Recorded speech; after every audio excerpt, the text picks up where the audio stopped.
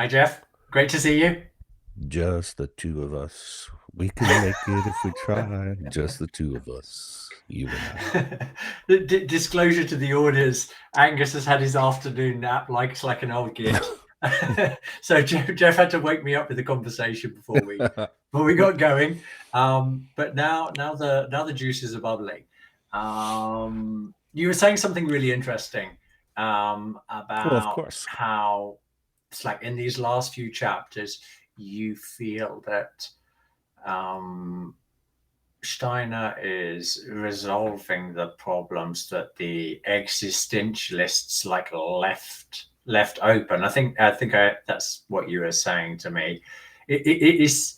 What do you mean by that? I guess um, first of all, what I mean is Nietzsche more than any of the other existentialists. I find the other ones Mhm. derivative of Nietzsche, and he was sort of the inventor of existentialism in a way, the godfather of soul, like James Brown. um, but what I mean is that the existentialists' answer to um, the Enlightenment and the religiosity of empiricism and its default rationalism and that approach to being able to find value in the world or values in the world without meeting the needs of the other side of the human being, the religious side or the religio or the spiritual side, that striving that wants to uh, uh, transcend itself, not in the sense of another world, but become more of what one um, is, more of what humans are, to do good in the world, to be good in the world, all of that. And that the existentialists were really a moment in history where that were so essential. And it's hard to even imagine Steiner's epistemology and his phenomenology and his engagement with people who are grappling with the solutions surrounding that. Say so. On one hand, there's the field of psychology that was born around that time.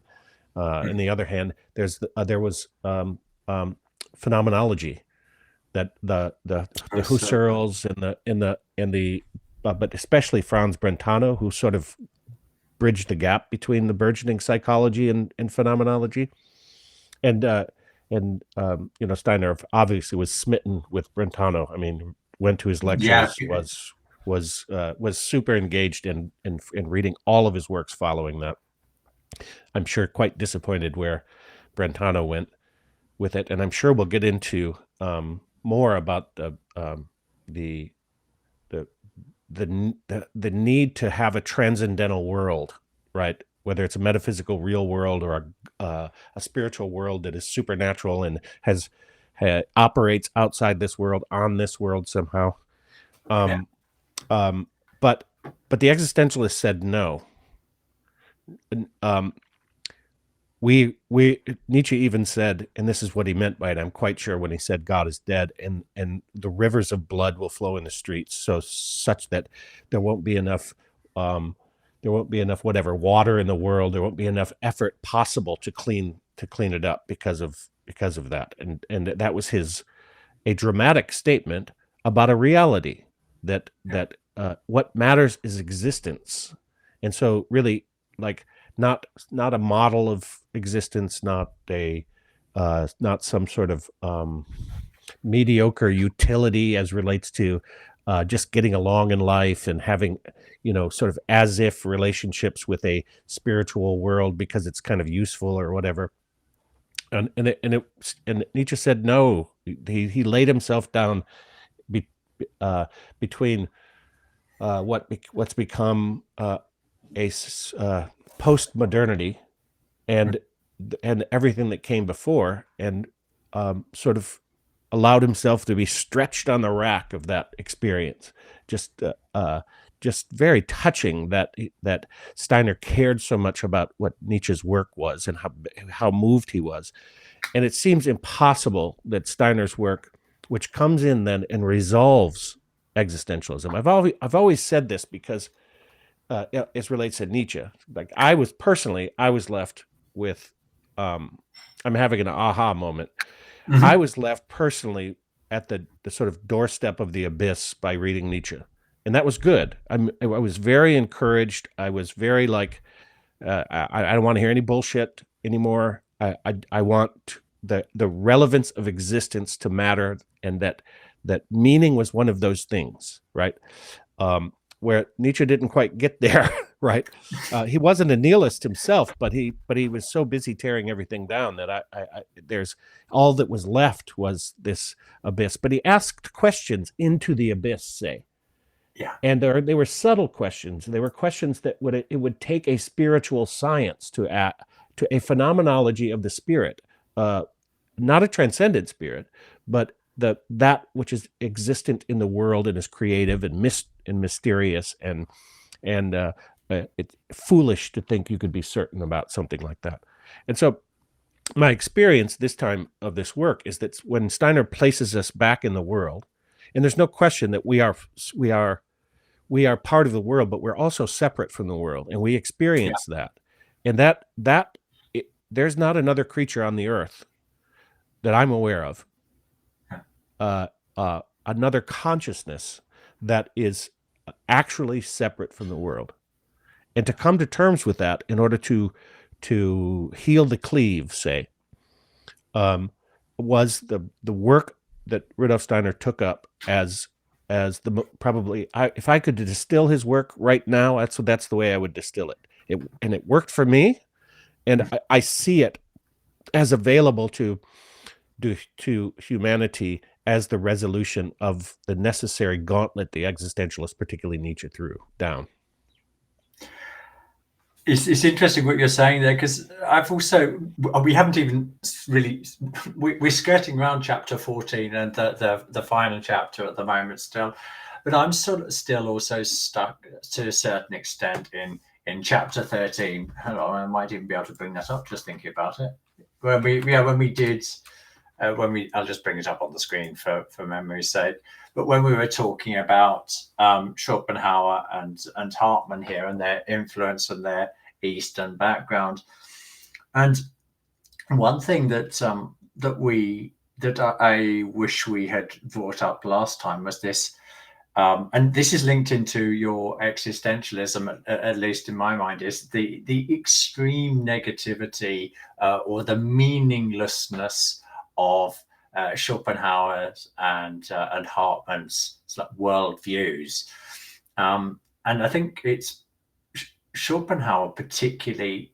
He's essentially, Steiner labels him as an advocate for the universality of sloth, of laziness, and this being like the natural natural consequences of, if you like Schopenhauer, so let's see, there's this blind will, this blind unknowable will that steers the world, and you can never penetrate it with your thinking.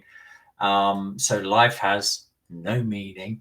So what should you do about it? Well, there's nothing you can do. So just like sit on your butt all day and do nothing until you die. And that was really radically countered in Steiner, but with Steiner, by totally reevaluating what striving is, and saying, actually, this is where we find energy. We want to overcome. We recognize there are things that could and should be better in society.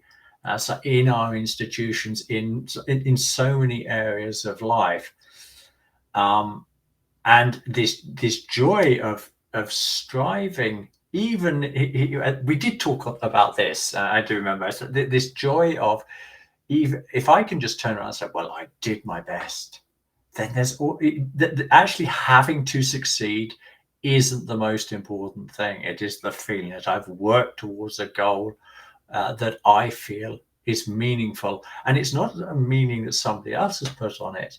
The essential part is for the individual, him or herself, to turn and say, "This is important for me, and this is what I want to strive for."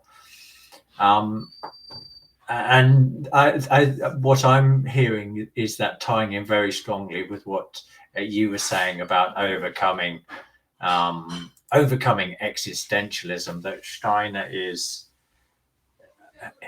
he's bringing meaning back into life in such a strong and potent way.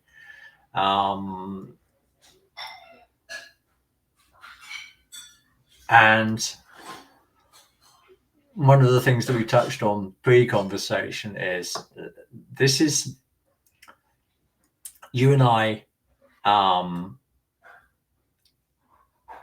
This read through, it's come through with a total new level of clarity.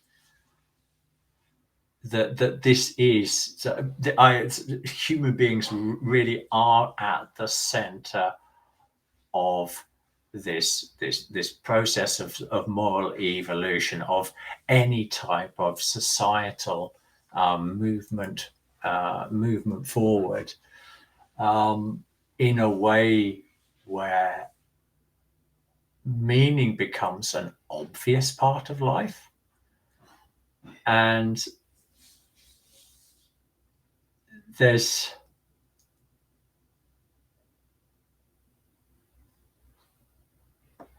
an accompanying question that goes with this level of clarity. You and I are both getting on a little bit. Why has it taken us so bloody long to figure out something, to have the clarity of thought, the firmness of thought about, the obviousness of that thought? Now, why has it taken us so long to get there? And with that, you and I aren't saying we're there, we've arrived, we know there's further to go. But when you look back on this journey, you just go, but this is obvious. But for, in my case, 53, okay, I haven't been reading Steiner since I was 0, but 30 years nearly I've been reading Steiner. And it's only now that sort of like really landing with this like intensity that I am a vessel through which the spiritual worlds bring about earthly evolution, societal evolution. And not just me, but every single human being has the capacity of being that. Yeah. Why is it taking us so long, Jeff? What do you think? Yeah, well, not only the capacity, but the responsibility. It seems clear to me about this, like that we are having devastating effect on the world. So that's a devastating effect on evolution. We also have had a very positive effect as relates to the ways in which we've evolved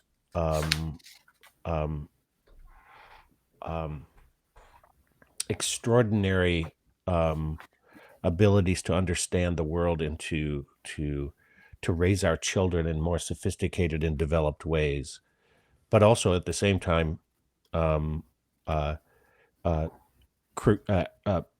put them through systems that are like low-grade criminality against the human race, like we're both of these things.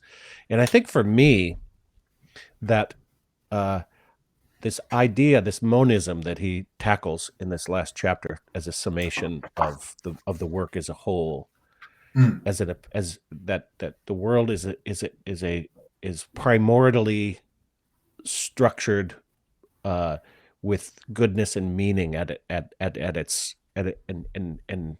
he even says in this final full chapter that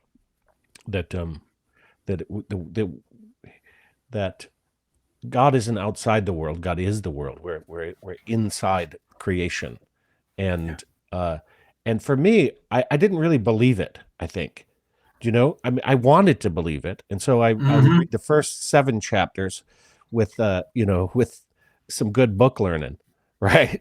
And then I loved the triumphant nature of the language of the second half of the book, but at the same time, I couldn't open my eyes to it. Part of that is my probably limitations, but also I didn't grow up in a world that is faced with its own self-extinction. I mean, the world of civilization heading toward its own self-extinction. So the importance of worlding, say, to put it in the term that well, I don't. Some other public intellectuals have used, that we've deworlded, we've committed domicide. Um, we've killed our home, that sort of thing, but not in the ecological sense, in the sense that we've shut ourselves out from it, and in shutting ourselves out from it, we don't understand it, we're not intimate with it, so we've lost intimacy with each other, and and this is what he establishes: is it's just phenomenologically, it's not true.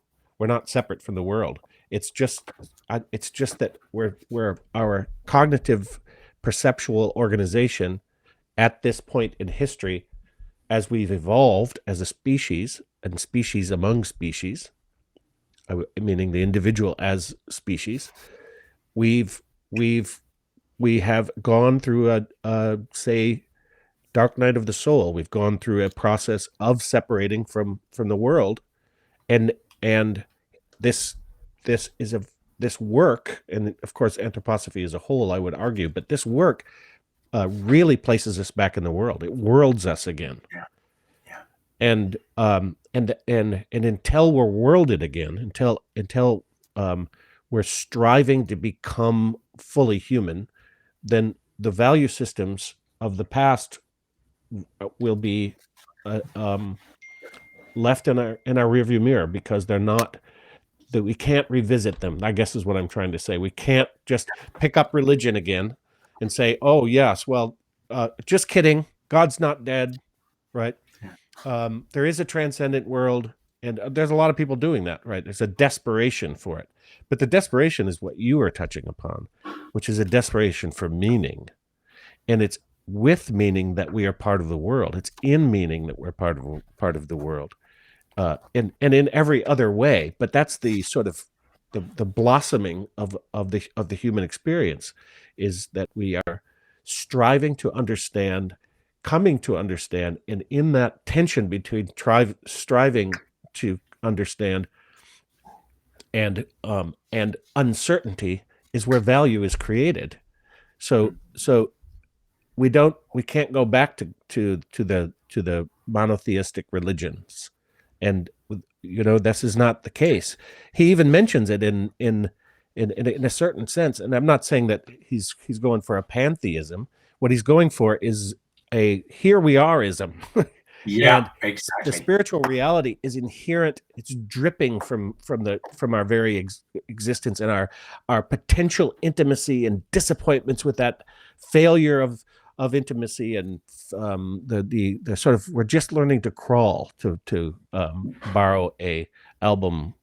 Who's that? Now the Pretenders. Yeah, I've always loved that title, because it's, when I read Philosophy of Freedom, I think learning to crawl, and that's why, because this is brand new for humanity. I would suggest it's as ancient as humanity is, but it's also brand new for us. You're using some interesting language there, which was strongly, you were talking about homelessness and worlding, and this imagery, and it's reminded me strongly of multiple times when you actually look at what initiation is. It's often described as becoming homeless. And whilst you are homeless, you gain a whole new insight on what it is that you've left behind, so that when you return to it, you come back with a lot freer relationship to the situation. But also, if it's been a true initiation, you come full with, let's use the language of philosophy of freedom here, with moral imaginations, but also the genuine insight, the experiential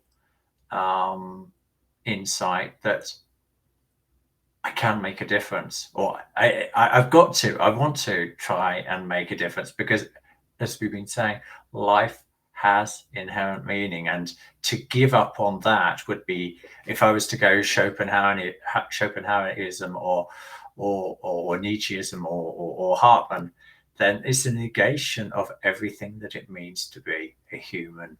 It's like a genuine human being, this an actor in the world, an actor, somebody wanting to create, to do, to improve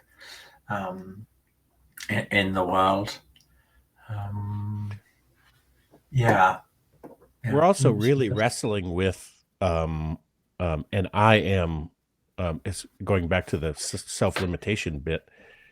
We are wrestling with what has come before, and then the reaction to this existential moment for humanity, so well represented by Nietzsche, say that we have these powerful evolutionary pictures that are that have extraordinarily clever and complicated narrative structures associated with it. Say, so the idea of natural selection, for example, and that, but there's no agency.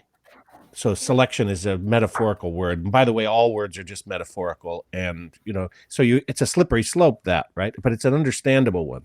And it's not that evolution doesn't exist. I mean, the oldest part of our neurological structure has the orienting reflex associated with it, which is a sort of way that we automatically recognize that we're on the right path, that this, right, that we have an internal compass, say, right? So we're a benefactor of this evolutionary process, but when it's abstracted into this realm that is not perceivable and not knowable, it's just a random mutational sequence of survival of the fittest. But no, not that, because there's a lot of cooperation going on, so you can't say that. There's nothing confidently able to be said at the as relates to the primordial structure of that narrative, and so we're left with that. And so one doesn't. It takes some courage to say, no, that's not a sufficient way to see the agencies that are moving the world. And then because the presumption is that you're talking out of some sort of religious fundamentalist, intelligent design, when actually, I think Craig Holdridge, the Nature Institute guy, the holistic science fellow in Ghent, New York here, describes very well, I think, that the natural selection model is a intelligent design model without admitting it, or it smuggles in an intelligent design associated with it, and it smuggles in a metaphysics, even though materialistic science that proffers such narratives says there's no such thing as something metaphysical. This is what Steiner's saying now in this book. There is no such thing as metaphysical. That's why he doesn't use that term. Right? There is spiritual, but spiritual is inherent to the world, because how do we know that? We're part of the world, and we're inherently spiritual beings because we're self-determining. Isn't that what that is? So I just want to say one other thing about this. The other thing we're left with in response to the existentialists are people who are profoundly influenced by Nietzsche, like Freud, for example, and Jung, extremely influenced by Nietzsche. What'd they do? They went and created an abstract idea of the unconscious built on Brentano and von Hartmann's work, which abstracts us away from the world because it's the unconscious. And then they couple that with the natural selection narrative, which is that we're just evolved apes, right? And I don't object to being to having humanity going through an ape-like state at one point. I don't object to it at all. I'm not a speciesist, right? Let alone a racist. But when you couple those things together, then all you have is what is common.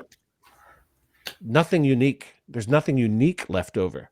And if you don't have that which is unique, you don't have the human being, and you have zero understanding then of how we fit into the world, including the evolutionary process. Now, so here we are, 25 minutes in, and we've got to chapter 14. because this is really where he picks up the baton, isn't it? Here, that he's really teasing out. This is a very short chapter, like it's like 2 or 3 pages, but that we obviously he talks about the genus is the pool out of which is the medium out of which, or within which, perhaps is a more correct way of saying it, within which we can begin to express our individual natures, our I-ness. And so he's very clear, and I think completely uncontroversial in this. So like, nobody is complete genus. Nobody is completely like their race or their sex or their ethnicity or their nationality. And clearly on the other side as well, nobody is a complete 100% individualist, because we grow out of this common genus of firstly of being a human being in the times that we live in, and then there are lots of different directions you could take his thinking.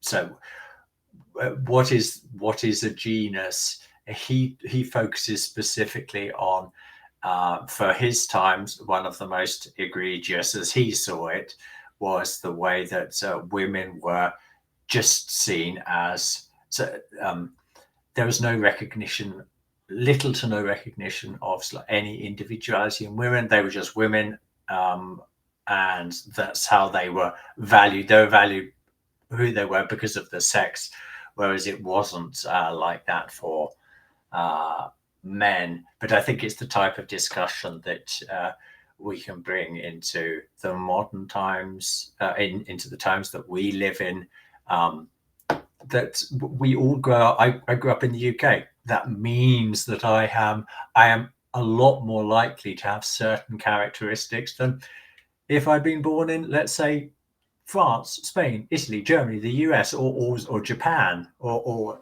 it's such an obvious statement that we are, in some respects, it's like part of different genuses, or are they called genii? I don't know.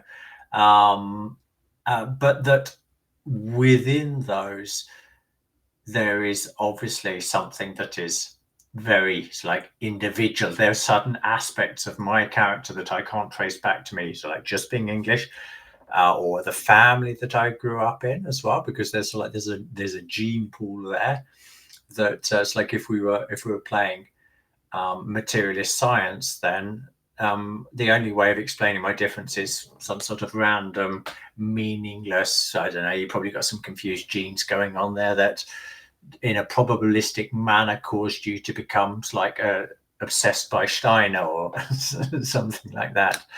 And he puts this in a much more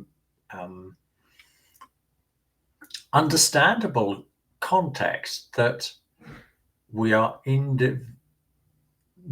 individuating. It's like, and we have to individuate out of something. I know when I was doing my notes for this chapter, like I sometimes do, I become a plant, and as the plant with consciousness, like the faculties of a human being. It's like saying, you know what, I'm this plant, and I'm going to pick these minerals, and I'm going to build a root system that looks like this, and my leaves are going to have a specific pattern because that's what I do, and my flower is going to have a specific structure, and it will grow at a certain time, and its seeds will have a specific form, and those seeds will create little mini me's, which will go on and to live on in the world at a later stage. But the reason I use this picture of a plant is it's, for me at least, because of the type of meditations I do, when a plant, it's particularly tangible how this innocuous seed or just in that seed, there's the information that's going to say, I'm going to take these elements, these atoms out of the soil. I'm going to make my own thing out of them. That's not individuality in the sense that we're talking about it, but it is still taking something out of the common pool of material atoms, and saying, I'm going to do my thing with those, which have nothing to do with the material itself. And I think I do like the way he does that in this chapter. Yeah, I see that. I see what you're saying now. I hadn't followed you till that last bit, but the way in which you use the term, the common in that sense, is the way you use the term medium. Like the commonality of what it is to be a human being is just the medium out of which individuation can occur, and as the medium up to this point for humanity, if we truly understand, I believe, where we are evolutionarily speaking, we are as mediums. Or commonness, the commonality, that which is distinct from universality. And there's no way to get to universality unless we have the medium to work with, right? And as I lamented in our last conversation with the book group, everything is medium for us, right? Everything's a model. Everything is suspended in some sort of technological animation, because that the simulation is the thing we can be sure of, right? So this idea that so I get what you're saying, that without the medium, which has to do with all of nature, actually, because the medium is both the way in which human beings have evolved, but also the way we have evolved within. And in a sense, this would be a controversial statement if just left baldly there, but in a sense, that which is evolved out of us as these as this multiplicity that the world is. And we are part of that world as a singularity within the multiplicity. So to me, that almost proves the point I'm making about evolution, which is that we were there first, right? And that which we call nature has been sort of are multiple articulations of pathways we've taken, or something like that, very complex pathways we've taken, up into the point at which people lived in isolated areas, very little interconnection with other parts of the world. I mean, didn't have travel, for example. I guess one could argue in Atlantean time, people could instantly move from one place to the next because they were traveling in a field. But that's a mystery. That's a no-no for the philosophy of freedom. It's a no-no for philosophy of freedom. But this idea that there was a point at which that a peoples lived in a place and had a deep, mutual, intimate relationship with that place. Because we got into this thing, in that conversation about what does he mean by race here, right?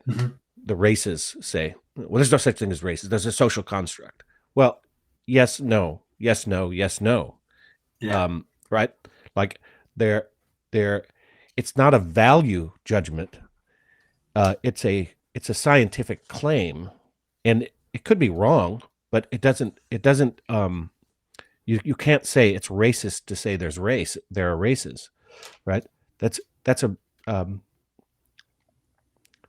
profoundly ignorant statement, right? I would say. You want to jump in here? Absolutely. And I think we would have to do something completely separate, like a separate program to look at, a separate episode to look at this interesting but complicated and very nuanced question around race, because it is obviously something that is hugely important for a lot of people, but there's a lot of really self-contradictory thinking going on in that sphere, which I think it's best not to get into here. Yeah, I don't mean to do that, actually. Yeah, It's more of an aside as it yeah, relates to that. But what I was trying to say is that this evolutionary process has been one of individuation, and the the and so the medium is extraordinarily important. That's all.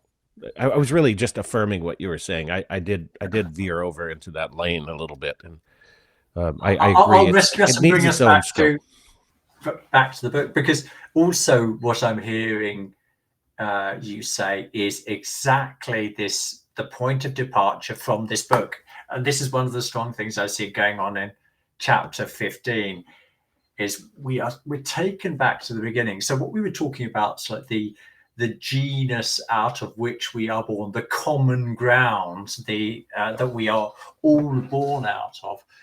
This is the picture that Goethe gives to us in chapter 1, isn't it? It's like nature, and Steiner is reminding us of it. So like nature gave birth to us so that it could become aware of its own amazingness. These aren't his words; these are my own words. But that we as we separated ourselves from nature, we still took a part of nature with us. So we never actually completely left nature. It's what created everything is in us. Nature lives in us, and in that sense, you were I connected strongly to what you were saying about how the human being is the original, and it's the plant kingdom. Sorry, it's the animal kingdom that are, if you like, excretions of the human being, as is the plant kingdom, as is the material, the mineral kingdom. That it's the human being is nature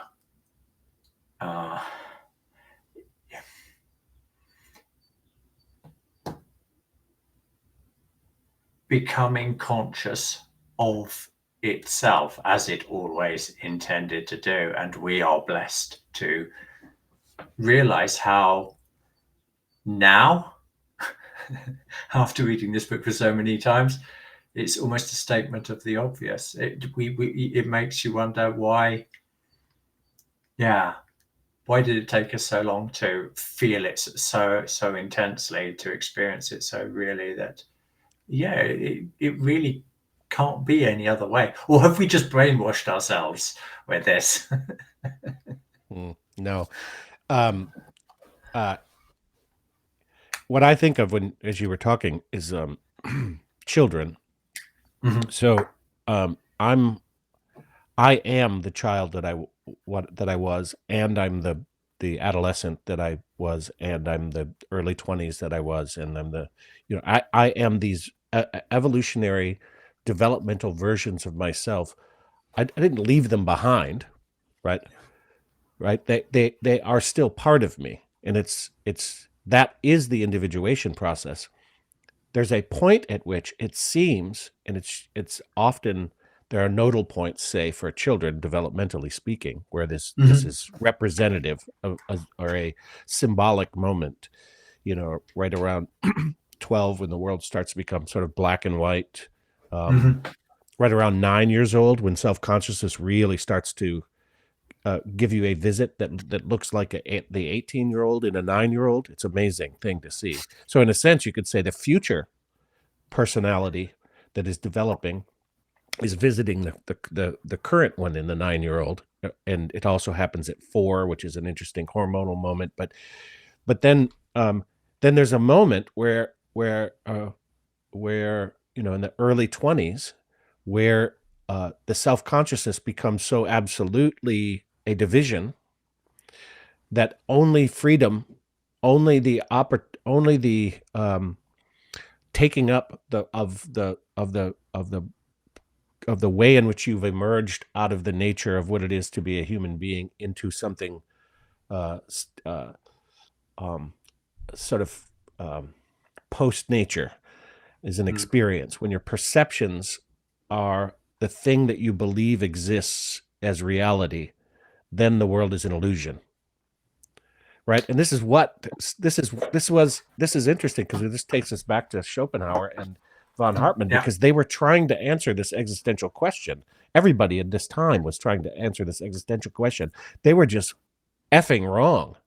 They were just and they were doomed to it because of the dualistic nature of their thinking. This is like the real nub of it. That's like, if you live in a duality, it becomes irreconcilable. But nobody was able to. And it is this is the amazing thing, isn't it? It's by having a far clearer understanding through a direct experiencing of thinking of the absolute key role that it has in reconciling or completing the wholeness out of the inner life and the conceptual life with the perceptual life, the outer life, and that they are united within this activity of thinking. And that's where the monism is achieved in a convincing way, which Hartman couldn't accept, and is strange because Steiner really does such a masterful job of presenting it. Well, we can understand it because we can understand why he couldn't accept it, why many people of his time couldn't accept it, because they didn't have the eyes to see it. They didn't have the and you and I were talking about the ways in which we didn't have eyes to see the degree to which this work puts us back in the world. Yeah. Right. And the existentialists demanded that we be in the world, right? And they were right. They were correct, right? Schopenhauer's not an existentialist in my mind. He is a dyed-in-the-wool dualist who concretized dualism into this world will that can't be accessed, right? And does Steiner nail that in this last chapter where he describes both the unconscious and this notion of the world will is basically just projections of personal experience. Just like in other places, he describes what people call God is just basically an aspect of themselves projected out, right? Doesn't mean there's not a God. Doesn't mean there's not a spiritual world. It just means that the logical progression, and I'm going to get a little ahead of us here, just to sort of give us a little taste of what's coming. That the idea that so in this chapter he takes percept and concept again and he picks it back up. But this time he says not that they don't exist, right? That they only exist by virtue of my thinking them up, right?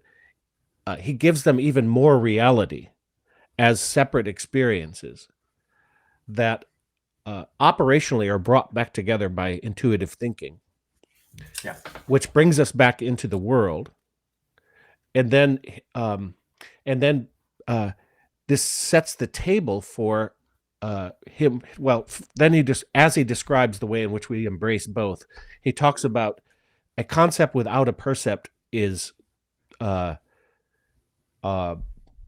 abstract thinking. It's theory. It's at best it's why we're in this viral theory problem, right? Because we're believing in the simulation and the in silico computational representation, and we have a preconceived notion of cause that there's a single bullet that causes illness or that sort of thing. So that's an example of where a model is conceptually complicated but has no perceptual connection, no thoughtful observation associated with it.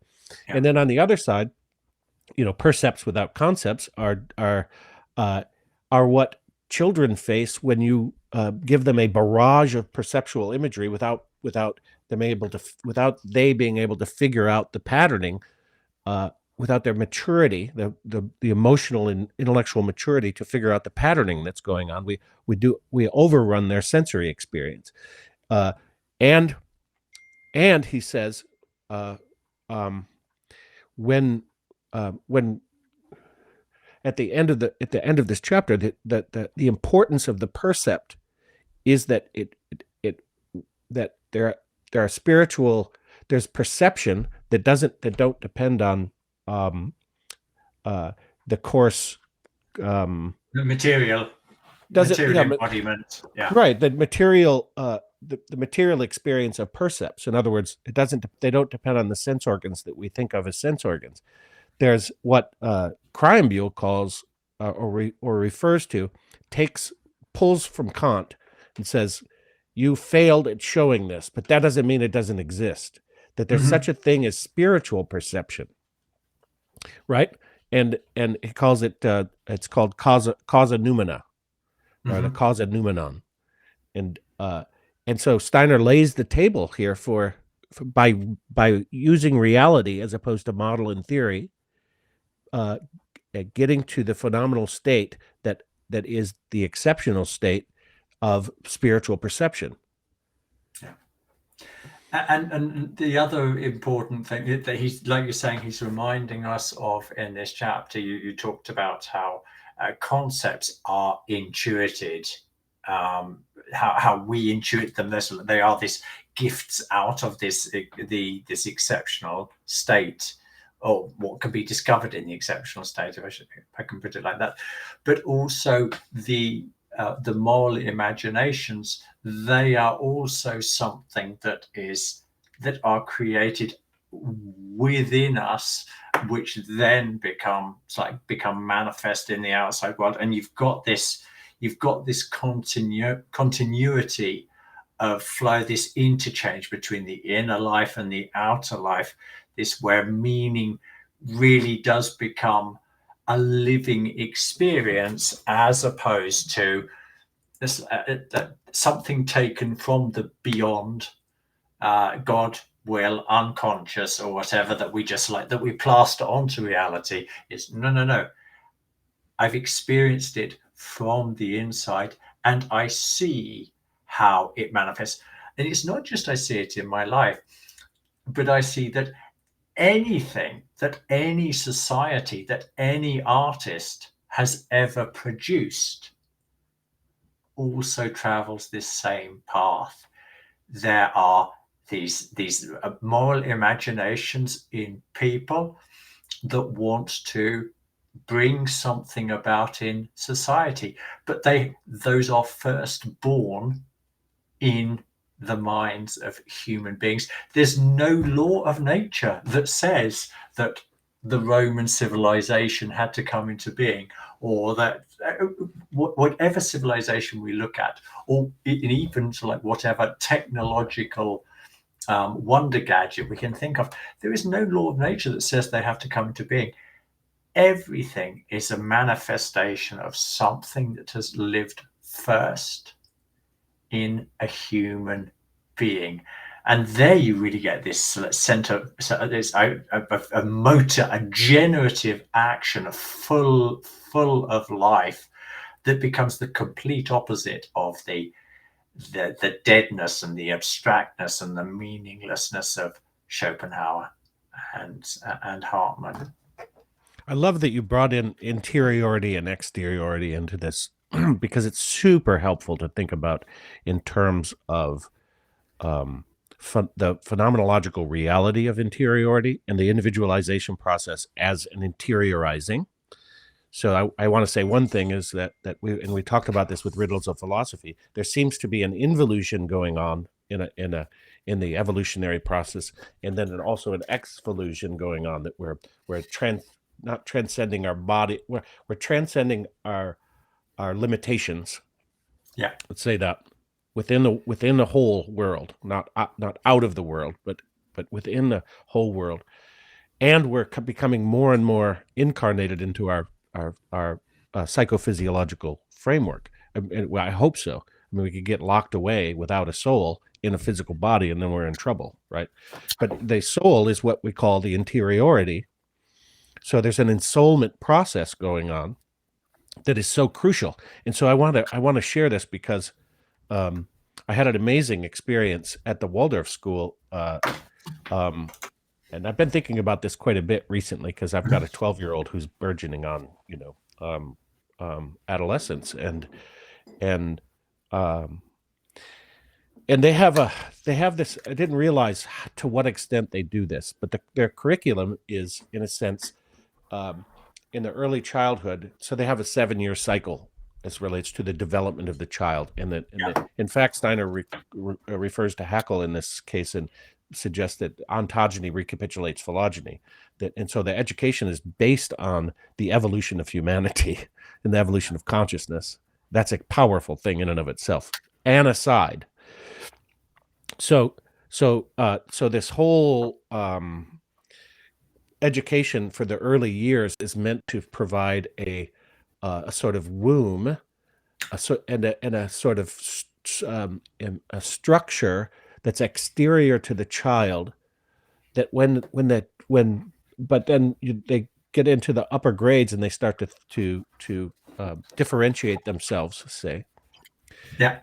Just using general language. Then they pop up in the high school, and the high school is completely different, right? It's no longer this. It's turned inside out, and they recapitulate the whole educational process, such that they don't know they're doing it in the 9th grade, that they're revisiting physics in the 9th grade in a way that is taking something that was exterior and bringing it interior as part of their interiorization process. This is conscious. This guy thought of this stuff. So I know, it's amazing, isn't it? So 10th grade, there's a revisiting of certain developmental moments in childhood that are mirrored in the 10th grade, say, or reciprocitous.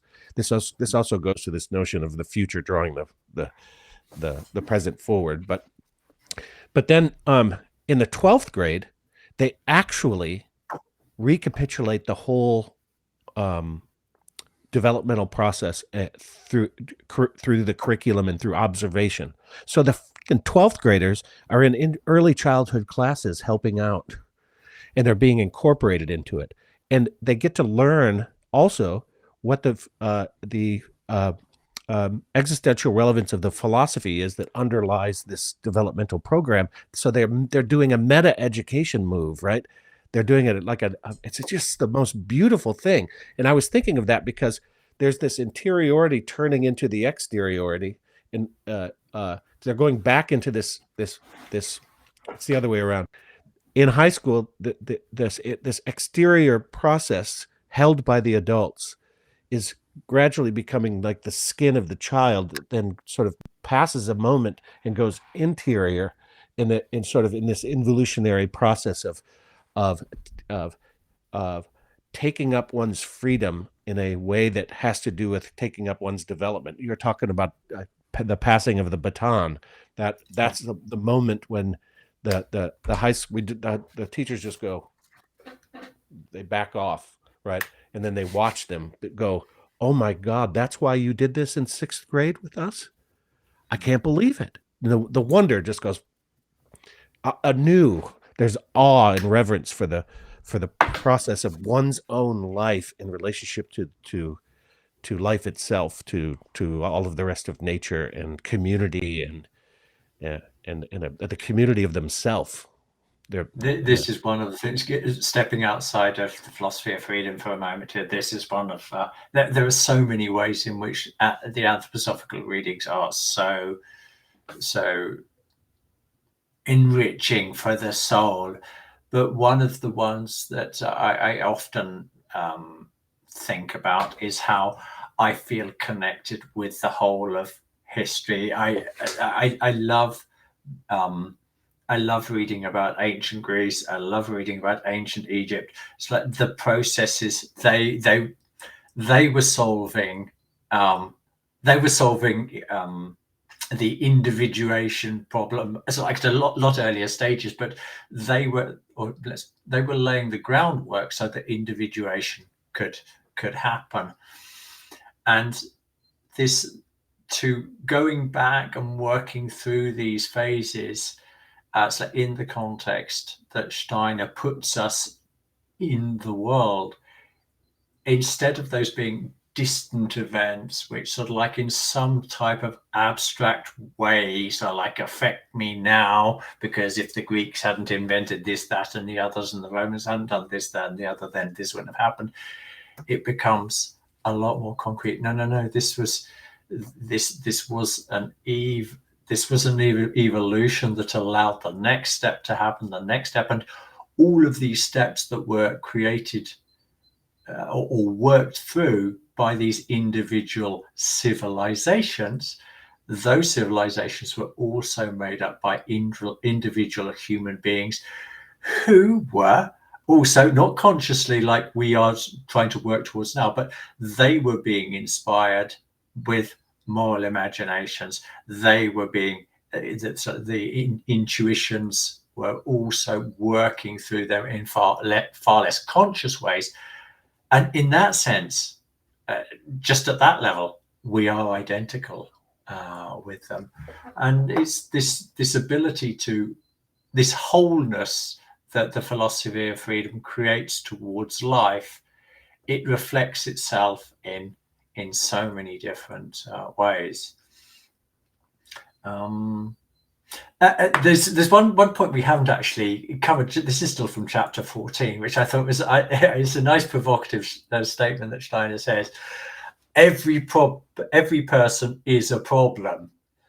And I wanted to talk around that one because I think it's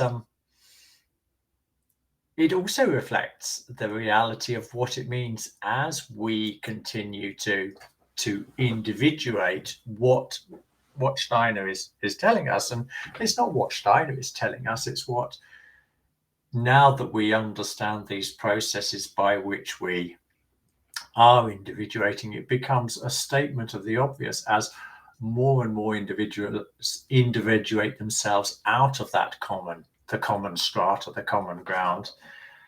Then the concepts that we use to understand, it's like those common factors, they become less and less relevant, and we have to be capable of meeting the individual as he or she presents themselves. And one of the ways that I formulate this in my own language is that everybody has their own logic, but we've got to be able to have the capacity to listen, to ask questions, so that person's logic, even if it might be very different from our own, becomes obvious why a person would do something that, for example, I would never do.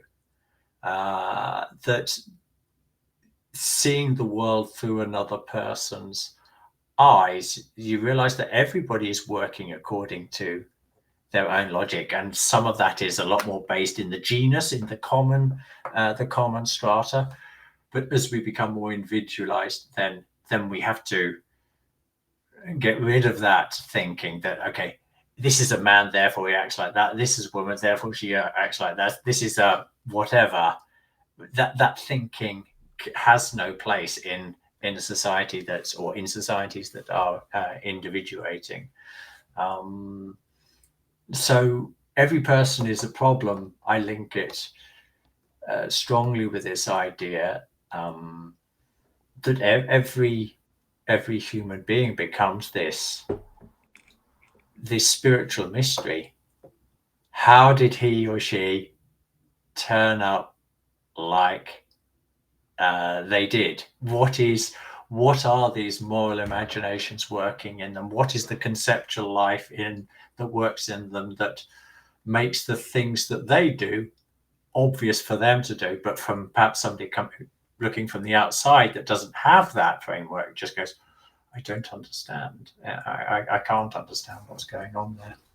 This really inspires me, what you're saying, to think in a new way about the individuation process. Um, um, and what it is to know another person, say. First of all, I think with the individual as a problem is the idea that we're all species. Every single Mhm. individual is a species. So here's what I wanted to say about this: that you're, boy, this is a slippery one. It's so. Um, if I Okay, I'm just going to do it. It's hard to get a hold of here, but I'm going to just do a little operational thing. Like, so, he also describes here that if I listen to you and you're thinking, okay, so I'll bookmark that. If I do Mhm. that, then your thinking awakens in me. It's not my thinking anymore. It's your thinking.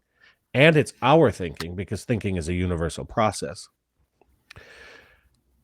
So it seems to me what is implied here is that we're not all individual and we're not all genus, but there's a part of us that is all individual and all free. Mhm. Because what he says also is that when the part of, essentially, this is a paraphrase, but the part of the person who's speaking that's free, you allow that to light up in you, because thinking is a universal process. There's not as many concepts of a lion as there are people. There's one concept that a multiplicity of people share in a slightly different way, or a radically different way, perhaps, but not so different that it's still not that single concept. And so these concepts are made of this universal activity. This Mhm. they're the stardust, they and then they light up, right? So it occurs to me, maybe it's an over obvious point, but it occurs to me that the part of us that's free is available to the other, and we are available to the other through that which is free in them, and that's what we're doing.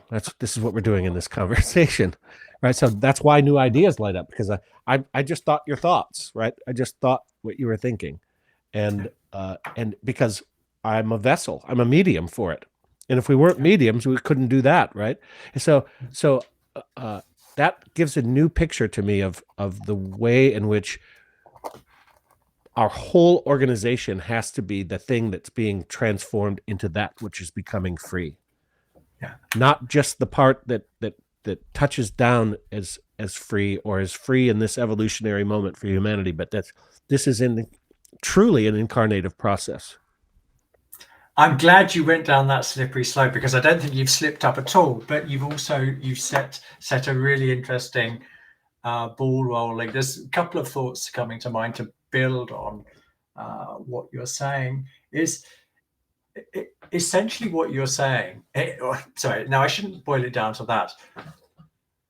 One image for what I've got of what you're saying is Christ saying, "When two of you are gathered in my name, I am among thee." But what is Christ? Christ is the Logos. It is this universal activity. So when I have this universal activity and I meet you in that, something new can grow out of it. It's David Bohm talks is pure dialogue, where two minds meet together, not to do battle, to prove that I'm right, to prove that the other one's wrong, or whatever it is. It's no. Uh, I talk out of my essence, like that, and you talk out of your essence. And as we listen together, new things are born in us that we weren't aware of. And this is one of the things why I value our conversations so much, and everything that we've done, like with these 14 chapters, because we've created these. We haven't known where we're going to go in any of these conversations. Okay, I've written some bullet points, but we never know where we're going to go with it. But we always come up feeling, shit, that was a good conversation. Some clarity was created there for me, but it wasn't me doing it. It was thanks to me sharing time with Jeff that happened. And that was one of the thoughts that you sparked to me as you were talking. And the other one is like also hugely important: the value of art, works of art, because they are also expressions of individuality. Yeah, that if we are able to leave ourselves at the doorstep, and it's like walking to a work of art, and sometimes that does mean studying, to moving beyond our own current limited conceptual framework. It's like learning about a piece of art, written, painted, or musical, or whatever, how that also can awaken this otherness that is also part of this universal activity, the logos, the Christ, and that's all in what I heard you saying before about coming together. It really is. And works of art are created by people, and people are works of art, and that's why it works, right? And we are there. Before I lose this, I want to say what I thought of when you were saying this in a new way. I am there when two are gathered in my name. I am there, right? It's either, so we'll just leave that. So what is it? Who am I? Who is the I that says that? What's an I? First of all, I am, right? There's that. There's the truth, the light, and the way. There's also the Son of Man. I understand the Son of Man now. Why it's called the Son of Man? Because we're giving birth to the Christ experience as the truth, the light, the way. In the name, we're giving birth to conception. There's an immaculate conception occurring, right? This is amazing. That's just an absolutely beautiful thing, isn't it? Yeah, I think I'll leave that, because that's all of something in and of itself, right? That is just yeah, Kate's gonna love that one. Well, she's gonna love this part of this conversation. Sorry, Kate, you couldn't be here. Yeah. Son of Man. Can I just add one more point there? It really is just it's the same point, but from a different, slightly different perspective. So when we read a religious text, and specifically if we read profound religious texts like the Gospels, then what we are doing, we are connecting in a more direct way. This is how I see it. There's a beauty when you can let those. Nowadays we live the beauties of technology. There are so many people who have done beautiful readings of so many different religious texts. One of my preferences is definitely the Gospel. So it is a source of immense joy that when I have half an hour or so just to put that on and to bathe in that, bathe in the spirit that created that work, and it starts to color me, who I am. I can feel the wholeness of the being that created that work of art. Here I'm using it in that sense, and that reverberates, that continues to live in me, and has this cleansing, purifying, invigorating effect on on my inner life, and then my inner life, as you are exactly as you're saying, that becomes my actions as I move them outwards. Yeah, truth, goodness, and beauty. It makes me think also of at the beginning of this work, he describes 3 ways of knowing, 3 ways of coming to know the world. One is religious, one is artistic, and the other is knowledge based, say something like that, science or right. And this work he utilizes all 3 of those, right? So it is a work of art. It is a spiritual document, and it is a scientific document. And it's the scientific document that puts us back into nature, as a matter of fact, through moral imagination and moral action, and the way in which that Matt did a good job of describing that circular. And then we have phenomena in the world that we've created because of that process. And on one hand, where there's the subjective side of us, and we embrace that. That's the part that we create. We're creators on that side, right? And then there's the percept, which is the given, which is creation. And we have, but in this exceptional state also is that we've created this subjective side that is a percept. So now it becomes a spiritual perception that is itself no longer merely subjective. So this is participatory consciousness. This of spirit. Yeah. It's what I believe this is what Owen Barfield's talking about in part when he's talking about final participation. Yeah. Yes. I do as well. So I think we've covered. I'm looking at that thinking is not subjective, but it can be misplaced. This one of the things, again, as I was doing my note taking, is if I think back to my previous readings and understandings of this book, one of the things that was so difficult to wrap my head around is, okay, you've got this universal activity of thinking, which can know everything. So how do mistakes come about? Because we obviously all make loads of mistakes in our thinking all our life. And I think this is this reading that has allowed me to really get a firm hold on how that comes about. And it's by having this clear understanding of how it's us who maps. So we have these conceptual intuitions.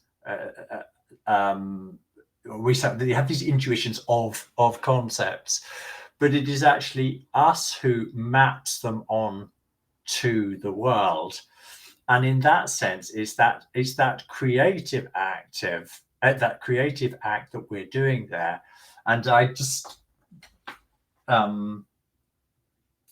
so when I can falsely attribute a concept to something where that isn't the adequate concept to be added. So, and in my book, it was like I was calling a triangle a circle, and all of a sudden, it's like this clarity of how also in this perfect world that Steiner, perfectly thought out world that Steiner is describing, how also the nature of the errors that we make in our thinking about the world are also, it's like an obvious facet of that. I don't know if it's something you might have resolved this a long time ago, but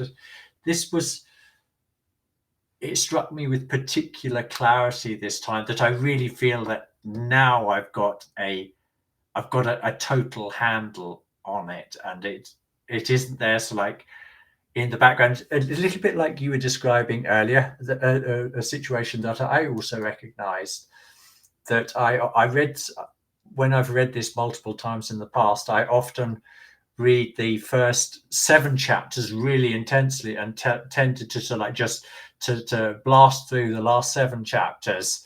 They somehow seemed not as rich in content.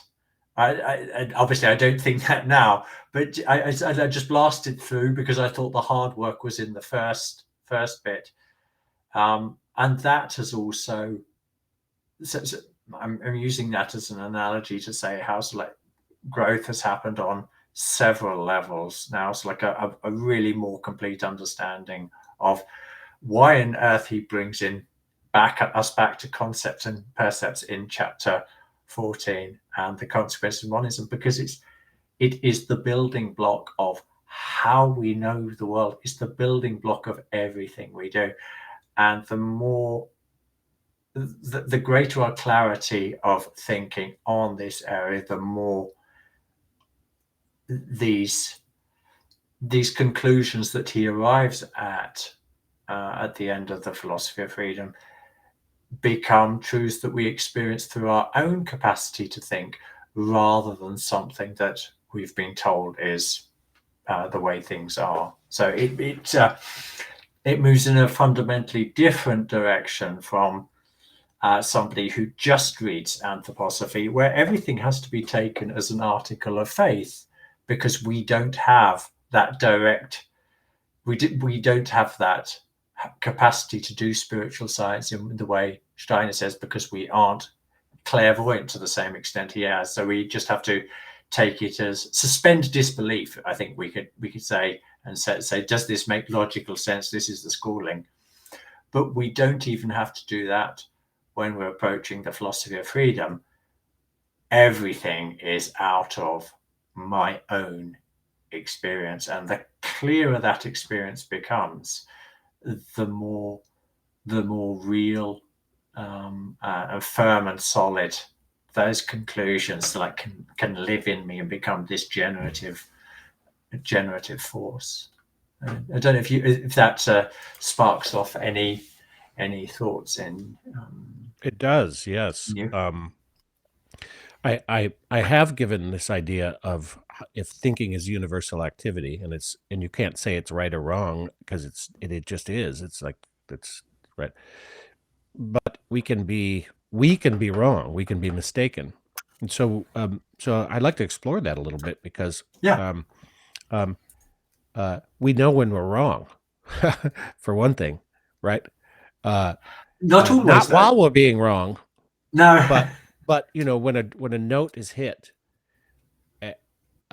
in the echo of that note, we know that was not the right note to hit. And it's similar with the results of our thinking, say, because music isn't the note. Music is just the result. The note is the result of moving in the right way, say. And we know it's right.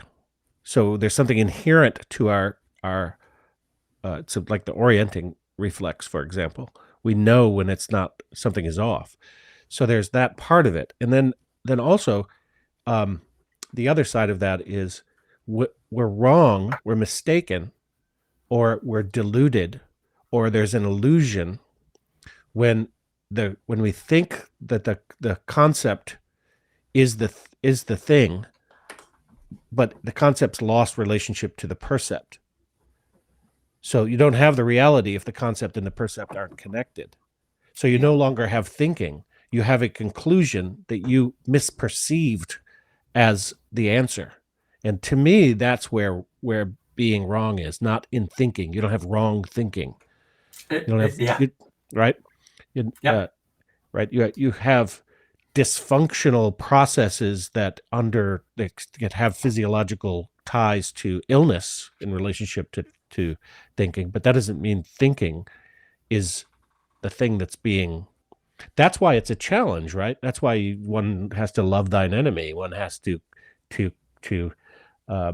truly understand somebody.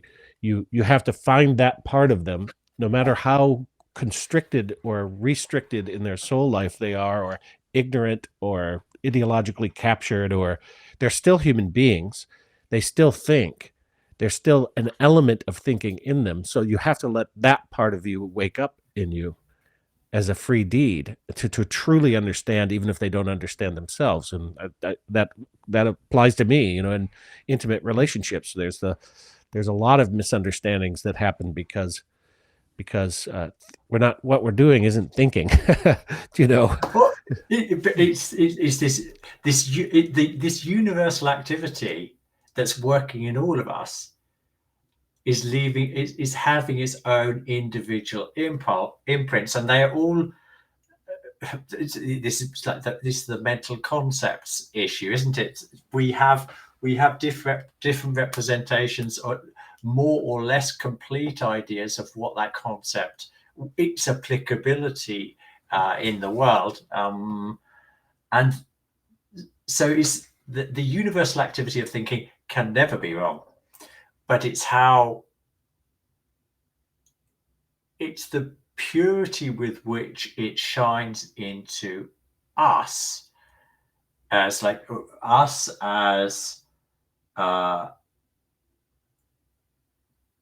beings with biases, preference, likes, dislikes, egoty, that these are all aspects of us which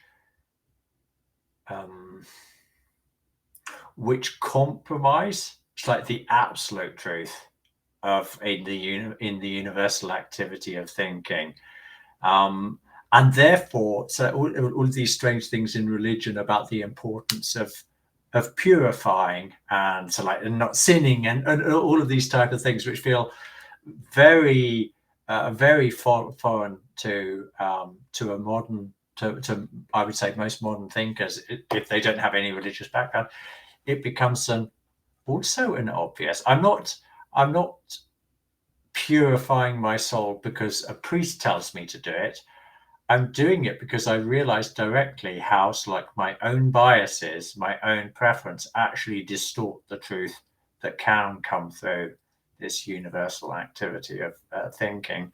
So again, also these strange aspects about religion, they also become fully logically reconcilable with each other in this framework that he's mapping out in the philosophy of freedom, which also is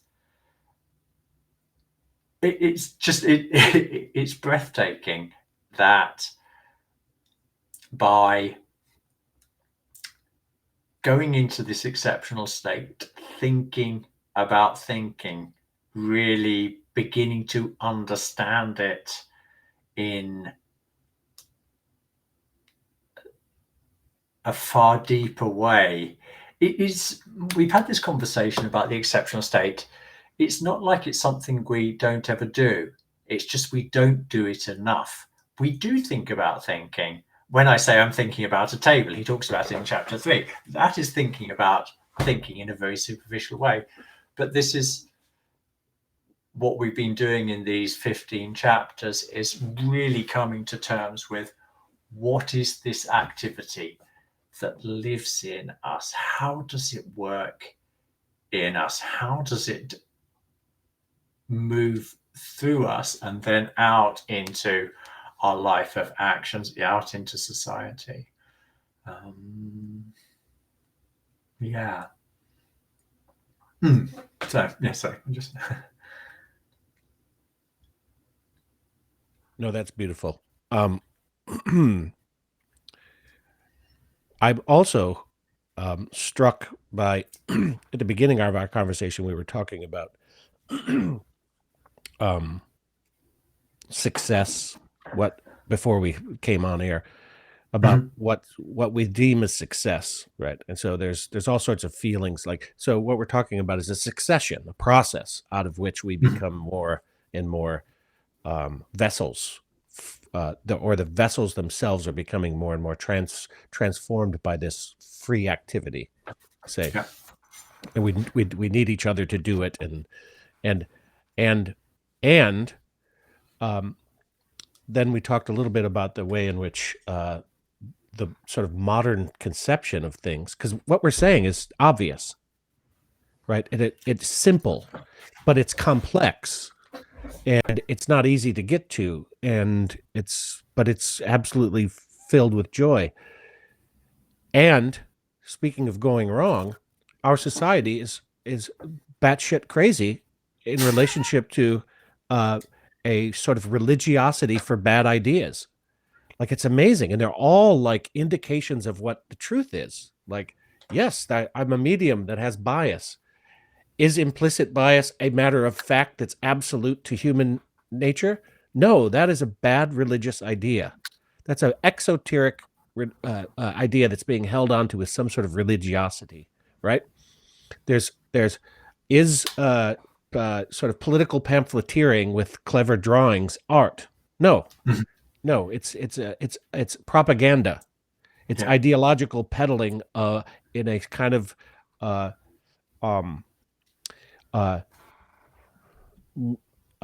static mental picture sense.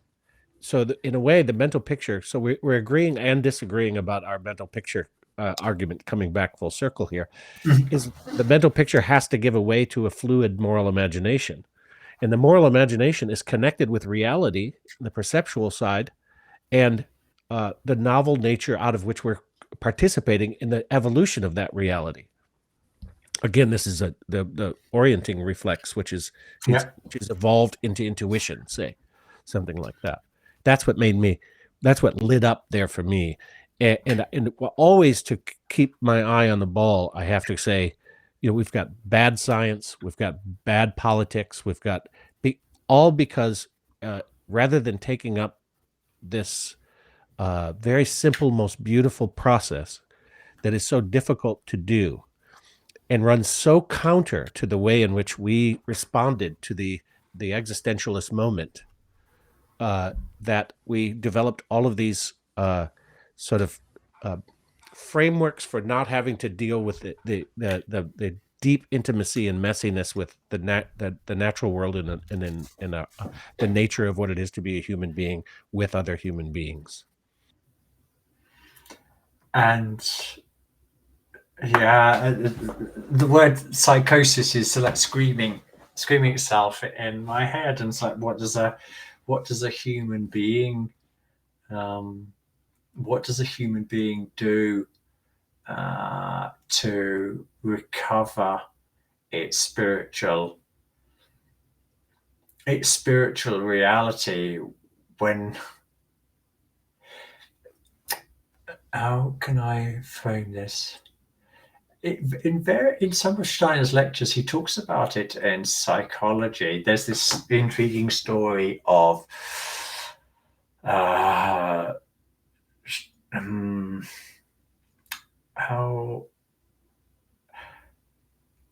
we put our. Okay, so this is one that I was reading just very recently. It's not the one I was thinking of initially, but that was a long story. So Steiner's linking up how actually lightning is a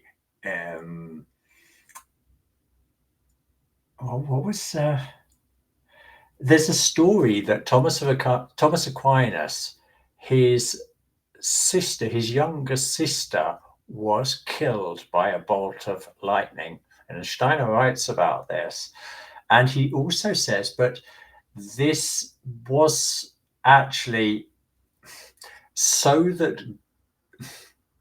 the spirit world could come close to him.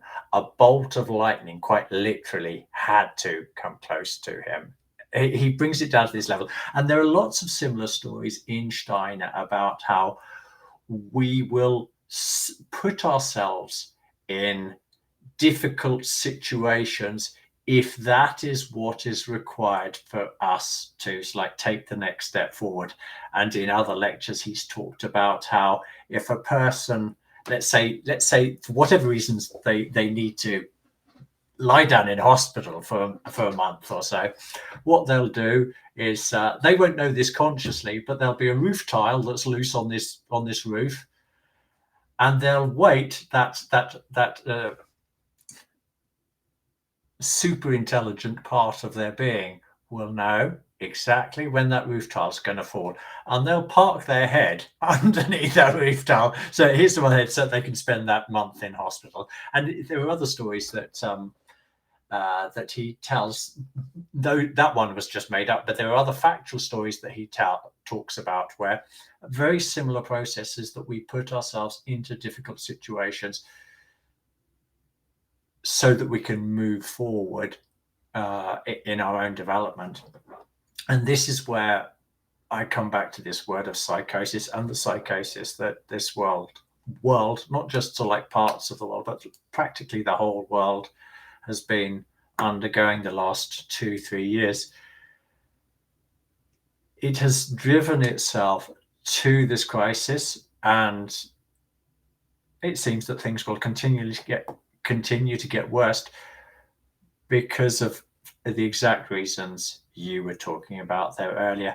People haven't woken up to this. They need to wake up to finding meaning in life. We aren't just consumers who like need to, it's like a Schopenhauerian, so like universal sloth.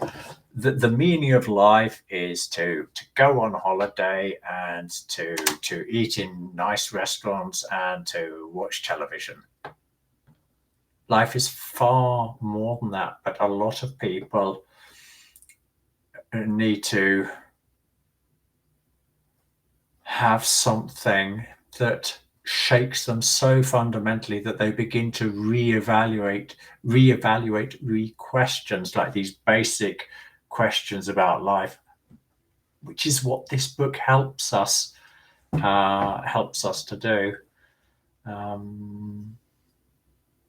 So, and in that sense, it's very much, I do see it as like it's one of the most potent potent medicines available to humanity, but far too few people actually interested in grappling and coming to terms with it.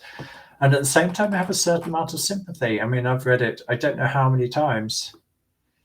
And each time has been a rewarding reading. But it's taken many battles to come to this current stage of clarity, which definitely does feel like it's a quantitative level. We've both mentioned it several times in these talks. So at the same time, I fully understand. God, has everybody got to do what we went through? They've got to find some way of really finding a clearer relationship to what thinking is, because that is where it all starts. And back to where we started this conversation, once that far clearer understanding of what this universal activity of thinking is working as, then it becomes possible to tackle this question that the existentialists failed to tackle, which is, where is meaning? What is my life? Where does it stand? In what relationship does it stand to the whole of life? Yeah, this essay by Crownbuell, this time out for me, was pretty key and remains key, and it really figures into all of the last few chapters of the book. And the reason why I say it's really simple is because it's phenomenal. It's the nature of the soul spiritual reality of what it is to be a human being. It's available to us all, whatever it is, the it that we need. And it has to do then with chapter 13, which is the striving. Mm-hmm. Because the striving is the impulse. And the impulse that you're talking about is that which gives us what we should do. But we don't, without the impulse, without the striving, without the willingness to tap into that intelligence, there's a super intelligence that, I'm glad you mentioned that, that there's a super intelligence that's guiding us, and it is we and we are the world. So it's we, and it's far beyond meanness. It's there, right? It's the thing that tells us we're going in the wrong direction. It's the process that does that, and we can more and more tap into it.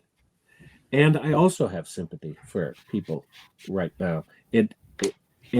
There's got to be ways to put this so that people can truly take up the bed and walk, because it's the only way it's going to occur, and it has to do with beyond the is-ought distinction, right? That we're so wrapped up in this what is and what we ought to do, and we have no common universal moral principles coming out of a creative human relationship in the conventional society, and that society is in a death spiral, with, on one hand, the to know the world through a particular method referred to as coarse empiricism. I refer to as empiricism, right? And to do what we ought to do, and we're confused about it because we know that knowledge has something to do with what we ought to do, but not the kind of knowledge that only gives you itness, right? It can tell you what is, but it can't tell you who you are, that at the very root of your being. And so yes, we keep going through these experiences that we're guided to in order to wake up, to wake up to that part of ourselves that is the impulse even behind empiricism. But empiricism is a religified superficiality, right? And so religified superficiality is what we get. So we get a lot of bad habits, right? Yeah. And those bad habits come out of the ambition. So ambition goes from a deep, super intelligent spiritual impulse to succeed, and that includes exterior success in jobs and money and all of that stuff. But it also includes succeeding at being a moral being, right? And so there's this religiosity in ideologies now, and religiosity in science, which is why this whole mass psychosis worked. These factors are why it worked. And why they didn't work on us. Yeah. And I'm not trying to be above other people or condescend to folks. You have what is necessary within you from a soul spiritual perspective.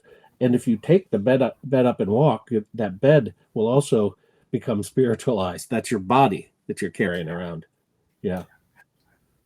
You said it's really interesting what you're referring to there.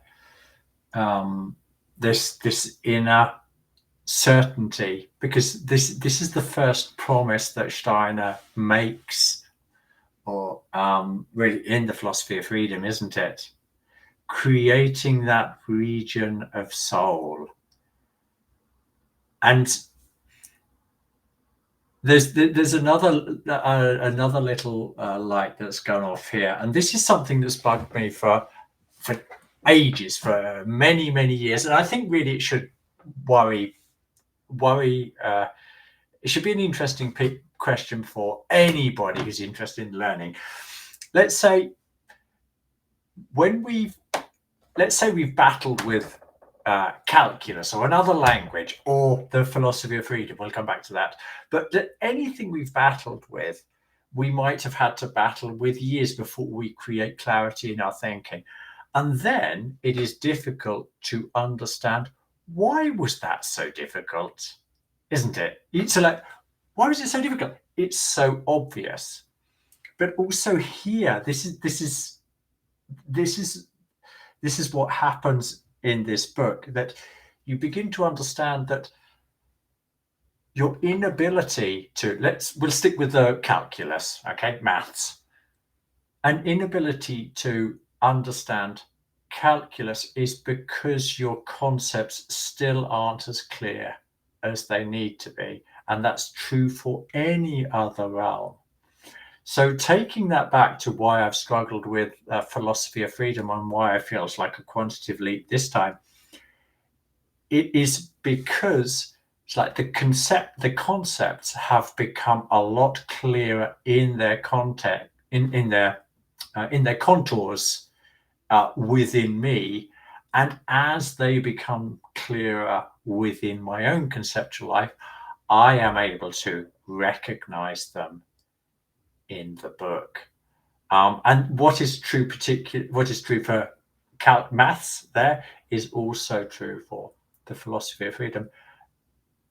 The fact that all of us understand it at a higher level is a reflection that something has grown within us.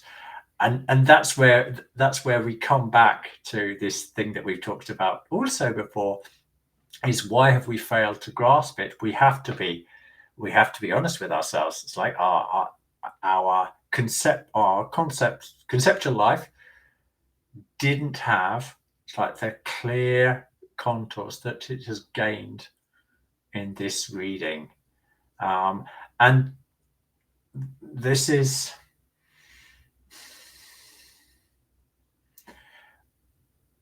again chimes extremely well with Steiner says that this is the foundation on which anthroposophy, he talks about it in right at the end of this book here, that the natural consequence of a clarity of thinking about what the universal activity of thinking will inevitably lead to clairvoyance, depending on like how you do your practice. But you have created the conceptual clarity in which that becomes possible. And you and I certainly aren't saying we are there yet, but we recognize there's this fundamental shift that we definitely moved a step closer to that. That's how I experience it. Oh man, I love that. What you just said, that was amazing, because that addresses this notion of spiritual perception, right? So in a sense, you have to do spiritual perception to understand concepts already. So what you said about the concepts having clear, they're emergent more as clearer percepts. Clearer contours, I said, yeah. Mm-hmm. Yes, and so they become percepts. Your concepts aren't something you're married to, that you have to have, that you become dependent on or addicted to, a bad habit, like any other exteriorized thing, right? That it's something that you then see through. The percept is something that you see through, and then the concept. And oh my God, Angus, the concept and the percept come together as the spiritual perception itself. It becomes the organ of perception, like your eye, like you're seeing through the concept, and they're unified. They're mutually embracing themselves. This seems abstract, probably. It does, but it's not. It's so full of life, right?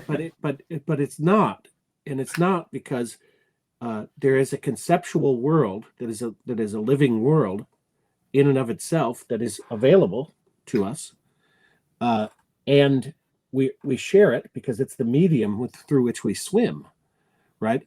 And so there's nothing on earth that doesn't have a conceptual counterpart. And so the percept in a so-called outer object becomes a window into whatever, right? So this is just a glimpse right now, but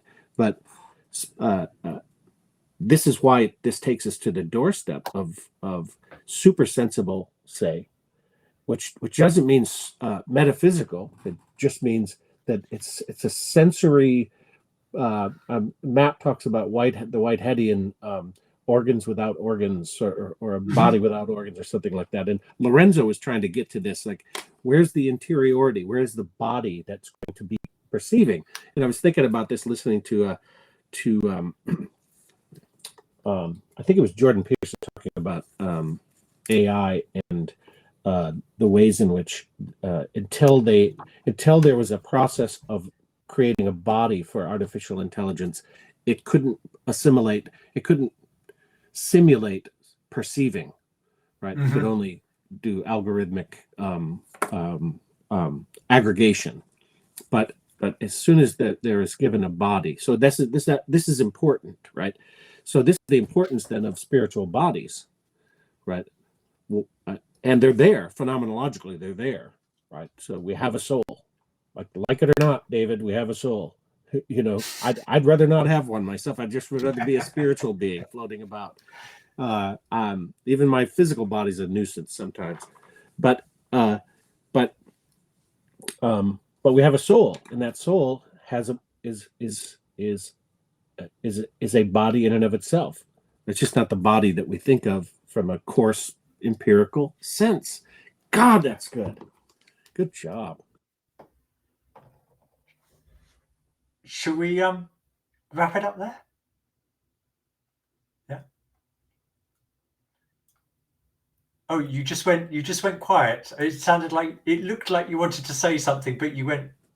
I'm happy to tie it up there. I think we've hit every I think every bit of this. We really built this. Yeah, it's the final last one. Couple chapters. Final one. Yeah, there is the appendix. Okay. So there's something to be talked about with that appendix.